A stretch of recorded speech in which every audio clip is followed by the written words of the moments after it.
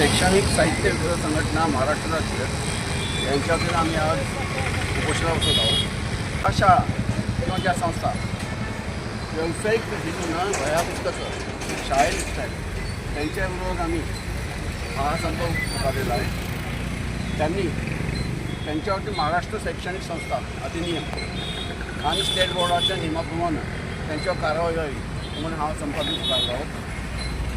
काही शाळा ह्या पालकांना ठराविक दुकानातून किंवा शाळेतून साहित्य घेण्याचं कंपल्शन करतात, सक्ती करतात. ती करू नये. शाळांनी कमिशनसाठी लावलेली खाजगी प्रकाशनांची पुस्तकं ती त्वरित बंद करायची. त्याचं कंपल्शन करू नये. पालकांना आर्थिक भूर्दंड होतो.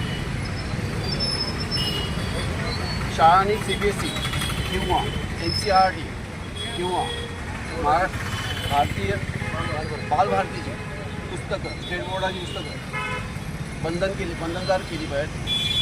व्याज किती होत आहे आणि ती कंपल्सरी करत आहे आणि ती मागण्या दरात देत आहेत आणि पालक भीतीमुळे काही बोलत नाही आहेत. पण पालकांची कुरबुर चालू आहे की आमच्याकडे की ज्यावेळी पुस्तकाची किमती NCERT बोर्डाची किंमती अत्यंत कमी म्हणजे 100 रुपयाच्या आत आहेत, पण त्यांना 500-500 रुपयाची पुस्तके खाली काढायला लावत आहेत.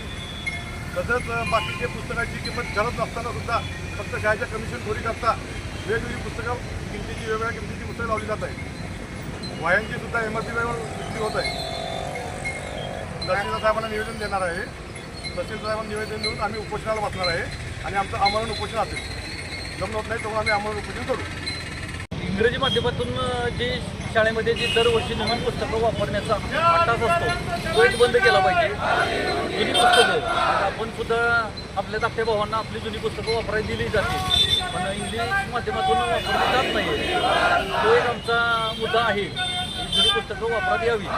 पर्यावरण म्हणजे झाडांचं बऱ्याचशाच प्रमाणात कतल कमी होईल आणि आपल्याला पर्यावरणाची खूप गरज आहे. आत्ता या काळात यावर्षीचा उन्हाळा खूप आहे, त्यामुळे पर्यावरणाची कतल कमी झाली पाहिजे.